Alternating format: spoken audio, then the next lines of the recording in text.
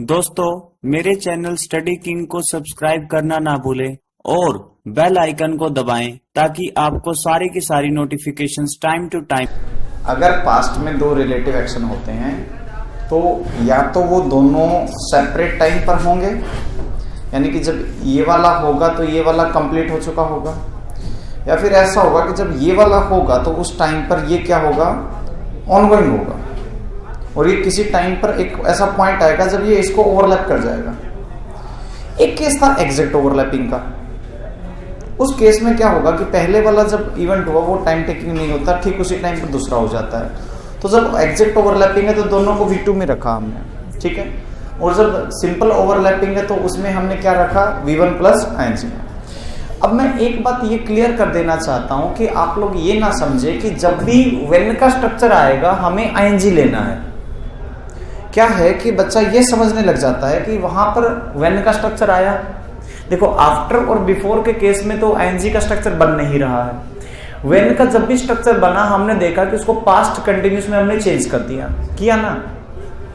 तो स्टूडेंट क्या करते हैं कि वो अपने ओर से ये सोचने लग जाते हैं कि जब भी व्हेन का स्ट्रक्चर आएगा इसको V1 प्लस ing में लेके जाना है, और अगर बाई चांस वो टाइम टेकिंग नहीं रहा उस पर्टिकुलर केस में हमने क्या करना, उसको V2 में लेके जाना है। लेकिन बात कुछ और है। अब मैं इसी चीज के ऊपर थोड़ा सा आपका फोकस करना चाहता हूं कि देखिए क्या कहानी है इसमें।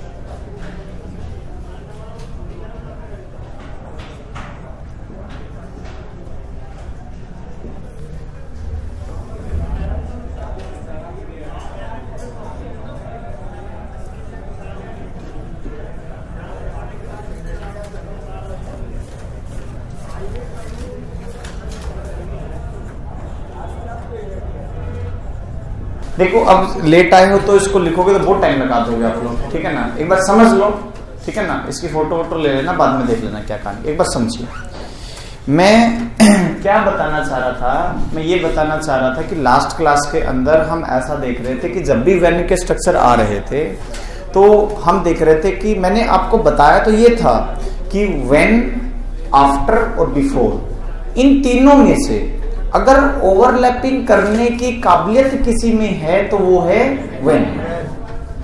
इसका ये मतलब नहीं है कि व्हेन का जब भी आएगा आप कंटिन्यूस टेंस लेंगे, it doesn't mean like this, ठीक है। कुछ हिंट मैंने कल भी दी थी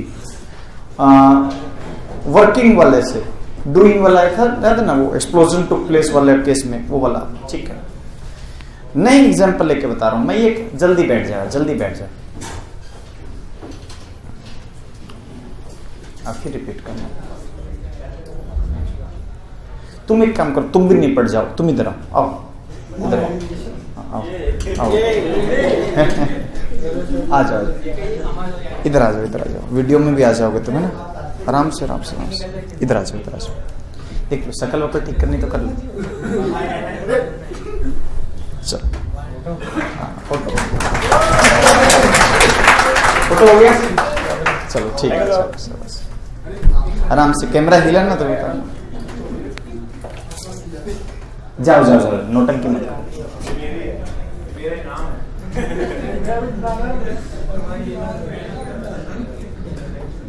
बैठ जाइए। देखो मैं बिल्कुल स्टार्टिंग से बता रहा हूं कि हमें यहां पर क्या सीखना है, समझिए। लास्ट क्लास के अंदर मैंने आपको ये बताया कि कंजंक्शन को जब हमने देखा तो एक था आफ्टर, बिफोर, व्हेन। मैं आपको समझाना ये चाह रहा था कि इन तीन में से अगर ओवरलैपिंग को दिखा सकता तो वो व्हेन है, ठीक है। आप उसको ये ना समझ ले कि व्हेन जब भी आएगा हमें कंटिन्यूस ही लेना है, ठीक है ना। कई बच्चे ये कंक्लूजन निकाल लेते कि व्हेन आएगा तो कंटिन्यूस लेना है। सिर्फ एक केस में ऐसा नहीं होगा जब वो टाइम टेकिंग नहीं होगा, उस केस में हम उसको V2 कर देंगे, अदरवाइज हम हमेशा क्या करेंगे, कंटिन्यूस में ले जाएंगे। लेकिन ऐसा नहीं है। समझिए इस बात को मैं कैसे बताना चाह रहा हूं। ये हम क्या बताना चाहते हैं ना उस पर डिपेंड करता है। अब कल ही एक बैच में एक स्टूडेंट था, वो आया कि सर एक कोई वर्ब था, बोला सर ये तो टाइम टेकिंग है ना, इसको V2 में क्यों लिया। तो मैंने आप लोगों को ये कभी नहीं कहा कि अगर कोई वर्ब टाइम टेकिंग होगा तो उसको हमेशा कंटिन्यूस में रखना है। मैंने आपको इसे अलग कहा था, मैंने कहा था कि हम कंटिन्यूस टेंस उसी का बना पाएंगे जो टाइम टेकिंग होगा। लेकिन कोई स्टूडेंट अगर इसको ऐसे ले जाए कि जो टाइम टेकिंग होगा वो हमेशा कंटिन्यूस में जाएगा, ऐसा मैंने बिल्कुल नहीं कहा। मैं इसका एक बिल्कुल स्पष्ट एग्जांपल देता हूं आपको। मान लीजिए मैंने कहा he played a match, he played a match, ये डायग्राम बनेगा उसका। क्या मैच को खेलना टाइम टेकिंग नहीं है क्या? है ना। लेकिन मैं उसको पास्ट के एक इवेंट के तौर पर बताना चाहता हूं तो क्या हर्ज है? टाइम टेकिंग है, चुटकी बजाते तो कोई खेल नहीं लेगा, लेकिन उसके बावजूद ये V2 में एक्सप्रेस होगा। मुद्दा क्लियर है? अगर मैं ये बताना चाहता हूं कि किसी पास्ट के पॉइंट पर वो ऑनगोइंग था तो वो भी दिखाया जा सकता है। He was playing a match when I saw him, जब मैंने उसे देखा वो मैच खेल रहा था। समझ रहे हो ना? परफेक्ट भी दिखाया जा सकता है अगर पास्ट का पॉइंट हमें दिखा दिया जाए तो ये इस चीज पर डिपेंड करता है कि हम क्या बताना चाहते हैं, किस तरीके से बताना चाहते हैं और कहां से बताना चाहते हैं। ठीक है ना। पास्ट कंटिन्यूअस और पास्ट परफेक्ट दोनों में पास्ट इन्वॉल्व है, तो पास्ट कंटिन्यूअस और पास्ट परफेक्ट तभी पॉसिबल है जब पास्ट का कोई पॉइंट हमें दे रखा हो। समझ रहे हैं? अदरवाइज वो प्रेजेंट में लेंगे उसको। अब समझिए, अगर आप लोगों को याद हो जैसे ये पूरा दिन है, ठीक है,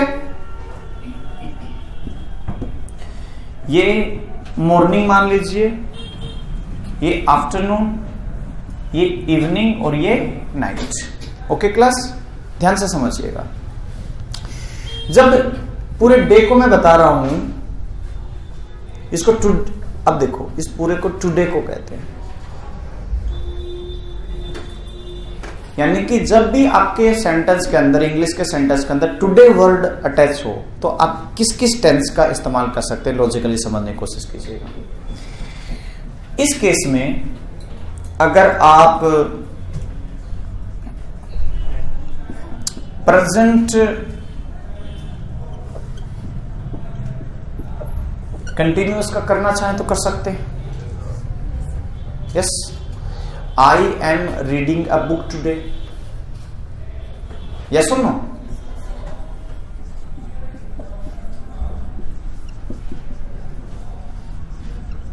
प्रेजेंट परफेक्ट पॉसिबल है, क्योंकि मान लीजिए मैं इस पॉइंट पर बोल रहा हूं, इवनिंग में बोल रहा हूं, कोई काम मॉर्निंग में हो गया, समझ रहे हैं ना, तो प्रेजेंट परफेक्ट का डायग्राम बनाने में मुझे क्या हर्ज होगी? बन जाएगा ना। पास्ट में एक्शन हो गया, प्रभाव प्रेजेंट तक है। और अगर किसी का प्रेजेंट परफेक्ट बन सकता है तो पास्ट इंडेफिनिट भी बन सकता है। पास्ट इंडेफिनिट में बस हम प्रभाव नहीं दिखाना चाहेंगे। टुडे के साथ प्रेजेंट परफेक्ट, पास्ट इंडेफिनिट और प्रेजेंट कंटिन्यूअस पॉसिबल है। प्रेजेंट इंडेफिनिट पॉसिबल है क्या? है? डिपेंड करता है। डिपेंड करता है कि वो प्रेजेंट की स्टेट को रिप्रेजेंट कर रहा है या फिर फ्रीक्वेंट एक्शन को। इस चीज पर डिपेंड करेगा वो, क्योंकि देखिए V1 जो है ना, दो चीजों को रिप्रेजेंट करता है। इधर रिफ्लेक्शन है ना, इधर देखिए, ये किस लिए होता है? इधर समझिएगा, मैं V1 कह रहा हूं, ठीक है ना। V1 दो चीजों को रिप्रेजेंट करता है, एक तो फ्रीक्वेंट एक्शन,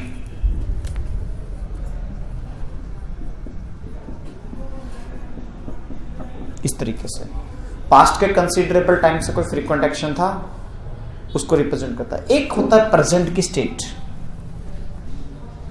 प्रेजेंट की स्टेट। जैसे इसका डायग्राम अगर इसके लिए मैं सेंटेंस कहता हूं, मैं कहता हूं कि दे, ठीक है ना, play well. Okay, they play well, ये एक्शन है, यस और नो? तो जैसा कि मैंने कहा कि अगर कोई वर्ब आता है, एक्शन करता है, V1 को रिप्रेजेंट करता है, तो हम ये डायग्राम अपने आप अपने माइंड में मान लेंगे, ठीक है ना। यानी कि from considerable period of the past ऐसा आ रहा है कि वो अच्छा खेल रहे हैं, अब तक, आगे भी खेलेंगे। अब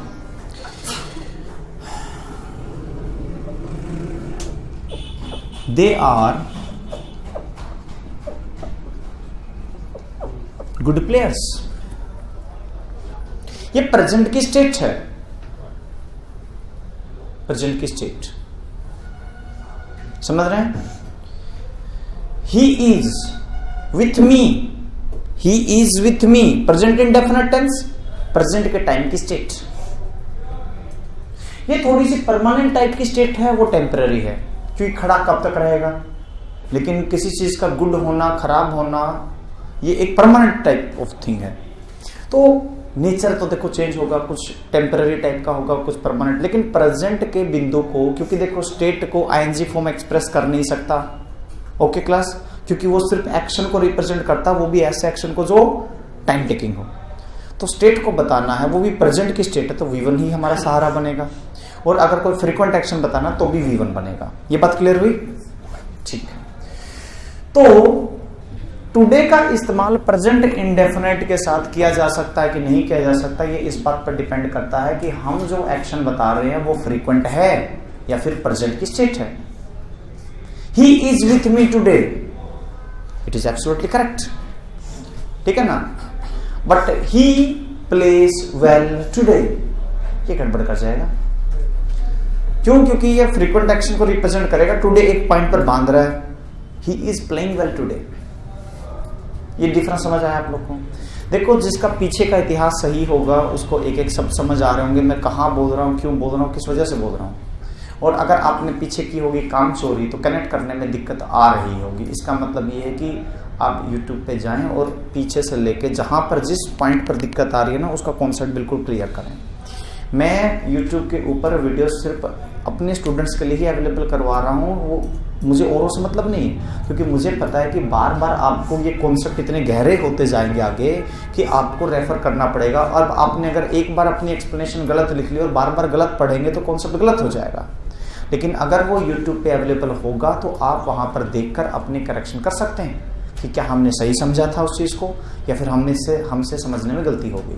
क्योंकि कई बार क्या होता है कि आगे की चीज़ सीखने के बाद पीछे वाली चीज़ बहुत बेहतर तरीके से पकड़ में आती है।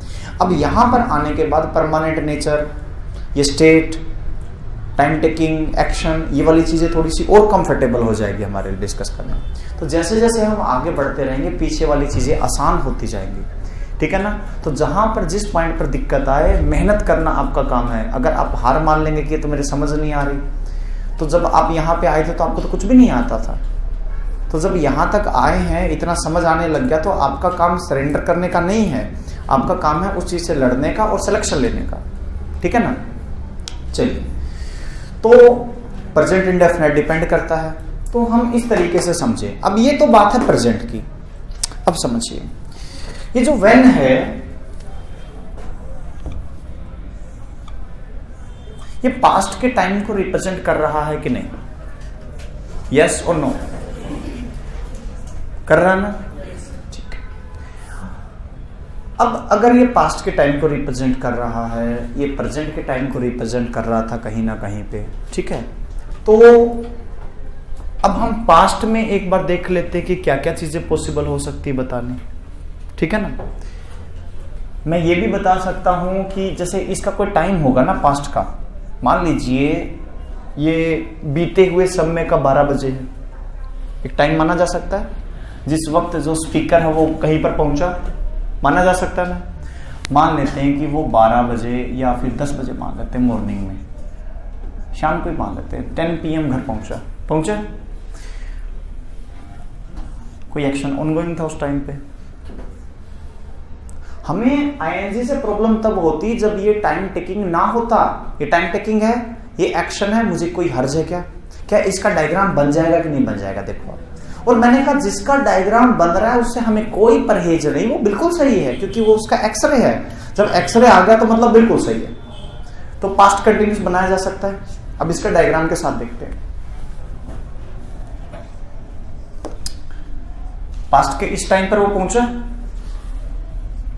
तो इस टाइम पर वो ऑनगोइंग था, तो खाना तो पहले शुरू किया होगा, बन सकता है, हमें कोई प्रॉब्लम नहीं। फिर अगला देखो, व्हेन आई गोट, तो वही है 10 PM पे मान लो पहुंचा वो, यहां पर मैंने दिखा दिया 8, यानी दोनों की V2 दिखा दी।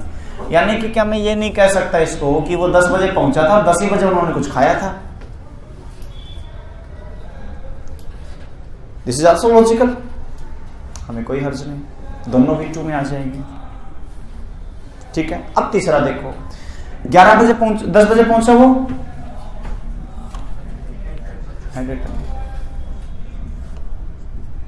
ऐसे हो जाएगा ये।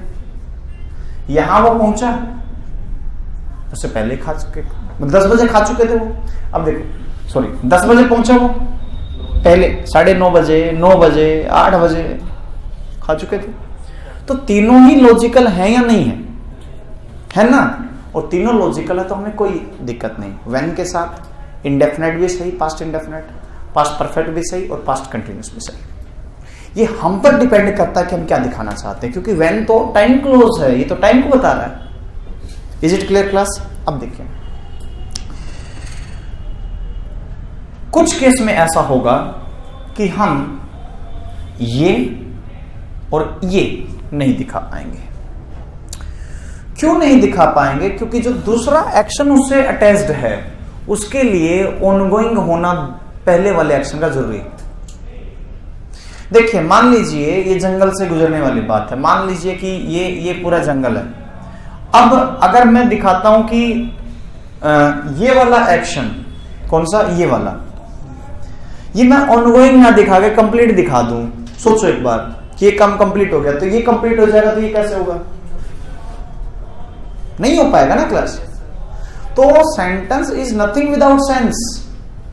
आप ये रट्टा नहीं मार सकते कि व्हेन आएगा तो ये लगा देंगे, आफ्टर आएगा तो ये कर देंगे, बिफोर आएगा तो ये कर देंगे। ये सारी चीजें उलझ जाएंगी बाद में जाके। अच्छे लेवल का क्वेश्चन आएगा और थोड़ा सा घुमाएगा, लॉजिकल बनाएगा क्वेश्चन, आप गलत कराओगे पेपर में। हम रिस्क नहीं ले सकते ना, जब चीजें इतनी गहराई से हमने कर ली थोड़ी और सही। अब मुद्दा क्या है कि क्या ये एक्शन हो पाएगा अगर ये एक्शन कंप्लीट हो जाए तो? नहीं ना, इसको इनकम्प्लीट दिखाना पड़ेगा ना। यस, तो ये रिलेशन भी महत्वपूर्ण है। ये पहले 3 स्टेटमेंट्स में रिलेशन कुछ ऐसी थी कि हम कंप्लीट भी दिखा सकते थे, साथ में भी दिखा सकते थे और इनकम्प्लीट भी दिखा सकते थे, तीनों पॉसिबल था। लेकिन यहां पर मुझे इनकम्प्लीट ही दिखाना पड़ेगा। जब वो वहां से जा रही थी तभी अटैक दिखाया जा सकता, जब वो वहां से जा चुकी थी तब वहां पे अटैक कैसे होगा? फिर वो तो चली गई, अब अटैक किस पे होगा? Is it clear class? तो इस केस में कंटिन्यूस ही वैलिड हो पाएगा, परफेक्ट करेंगे तो हो नहीं पाएगा। तो हम ये रट्टा नहीं मार सकते कि व्हेन के साथ तीनों सही या फिर सिर्फ ये सही। डिपेंड करता है कि हम बताना क्या चाहते हैं और जो बताना चाहते हैं वो किस हिसाब से लॉजिकल हो पाएगा। डायग्राम के हिसाब से देखें, अगर हम इस परफेक्ट लेके डायग्राम बनाएंगे तो सोचो कि वो जब जा चुकी तो अटैक कहां से होगा और किस पे होगा? हम कह रहे हैं उसी पे अटैक फर्क, लेकिन वो तो जा चुकी है, तो डायग्राम अपने आप बता देगा कि चीज लॉजिकल नहीं हो रही। यहां तक बात क्लियर? तो बोलो यस। समझने की कोशिश कीजिएगा बढ़िया से। अब देखो, इन दोनों सेंटेंस में मैं क्या समझाना चाहता हूं।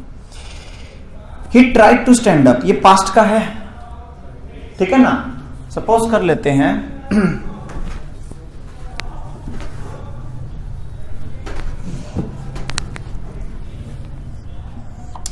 पास्ट का ये वो पॉइंट है जहां पर उसने उठने की कोशिश की। मान लीजिए वो बैठा होगा, लेटा होगा, व्हाटएवर, खड़ा तो नहीं था वो, क्योंकि वो खड़े होने की तो कोशिश कर रहा है। वो खड़े होने की कोशिश मान लेते कि पास्ट के इस पॉइंट पर उसने की, कर ली, ठीक है। ही रियलाइज्ड, ठीक है ना। अगर यहां पे खड़े होने की कोशिश की तो रियलाइज किस साइड रहा होगा? इस साइड, समझ रहे हैं ना? ठीक है। ही रियलाइज्ड, क्या रियलाइज किया उसने? इस एंगल, ठीक है। यहां से मूवमेंट किस साइड हुई? इस साइड। एक्सप्लेनेशन। अब अगर ये एंकल टूटने का काम है तो वो कहां हुआ होगा? ट्राई से भी पहले, इधर। हम इसे 1, इसे 2 और इसे 3 दे देते ताकि किसी तरह कोई कंफ्यूजन ना रहे। ये 1 है, ये 2 है, ये 3 है। क्या टाइम समझ आया आप लोगों को? पास्ट में तीनों है, ठीक है। तो मैं ये कहना चाह रहा हूं कि अब आप समझें, अगर मैं इसको भी V2 में रखूं, इसको भी V2 में रखूं और इसको भी V2 में रखूं, इज इट लॉजिकल? नो ना, बिकॉज ये काम पहले हो गया। चलो इन दोनों की टाइमिंग एक मानी भी जा सकती है कि यार खड़ा होने की कोशिश की, उसी टाइम उसको रियलाइज हो गया, दर्द हुआ, पेन हुआ तो उसी टाइम पे रियलाइज हो गया। इन दोनों की टाइमिंग तो एक मानी भी जा सकती है, इसकी तो नहीं मानी जा सकती ना। यस, तो ये कहीं ना कहीं पीछे की तरफ हम झांक रहे हैं, पास्ट से पास्ट में जा रहे हैं, तो ये तो मुझे पास्ट परफेक्ट में लिखाना पड़ेगा कि नहीं? हेड ब्रोकन,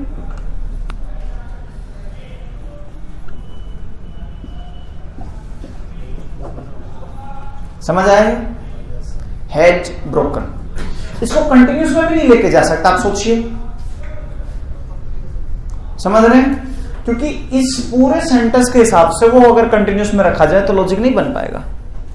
सेंस, इसीलिए मैं कह रहा हूं कि आप लोग अपने अंदर जो है टाइम को समझने की सेंस जनरेट कीजिए। मैंने कहा tense is equal to time plus sense. जिस टाइम पर आप टाइम की सेंस लेना स्टार्ट कर देंगे, उस टाइम पे समझ लेना कि टेंस आपको आ गया। अदरवाइज ये आपका भ्रम होगा कि आपको टेंस आता है, क्योंकि आप कितने ही दुनिया भर के रट्टे मार लें, इसके बाद ये आएगा तो ये when प्लस V2 होगा तो ये कर देंगे, ये काम नहीं कर पाएंगे।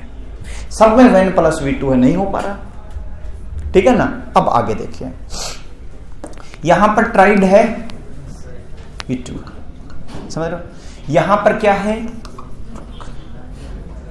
क्या ये लॉजिकल है?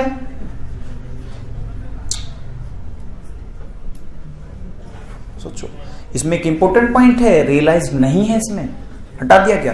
रियलाइज इंसान ये करता है कि कोई चीज पहले हुई होगी, लेकिन यहां पर क्या ये सेंस नहीं निकाला जा सकता कि यहां पर उसने उठने की कोशिश कर, यहां पे टूट गई? हो सकता है ना, कई बार हम लोग अनबैलेंस्ड हो जाते हैं, या फिर इस तरीके से, या फिर कोई चीज आसपास ऐसी थी कि जिसकी वजह से हो गया ऐसा, उठने की कोशिश करते करते टूट गई। It is logical. देखो, अगर मैं यहां पर हेड ब्रोकन करूं, देखो कंटिन्यूटी तो नहीं आएगी, समझ रहे हैं ना, क्योंकि इसको ऑनगोइंग नहीं दिखा सकते। या तो अभी तक टूटी है नहीं है, टूट गई, यूं हो जाएगा तो काम। ऐसा तो नहीं है रुक जाओ 5 मिनट मेरा पैर टूट रहा है, समझिए इन चीजों को। तो टाइम टेकिंग नहीं है तो कंटिन्यूटी का तो कहानी खत्म गई। अब बात यह है कि V2 दिखाएं कि हेड प्लस V3 दिखाएं, ये दो चीजें हैं। अब when he tried to stand up, अब ही मोबाइल बंद करो, ऐसे थोड़ी यार, या तो चले ही जाओ, कहानी खत्म करो, या फिर इधर फोकस कर लो, ठीक है ना। ऐसे मुझे बहुत डिस्ट्रैक्शन होती है। When he tried to stand up, ठीक है ना। अब ही हैड, क्योंकि देखो रियलाइज करते तो हम बात पीछे पे लेके जा सकते थे, समझ रहे हैं क्या? अब ये भी लॉजिकल हो पाएगा नहीं ना, क्योंकि अब ये वाली चीज इसके साथ ओवरलैपिंग दिखा रही है, और हेड दिखाएंगे तो वो सेपरेट होगा। यहां पर चीजों को हम सेपरेट तरीके से नहीं रख पा रहे हैं, तो हमारा यही हमें लेना पड़ेगा, समझ रहे हैं ना।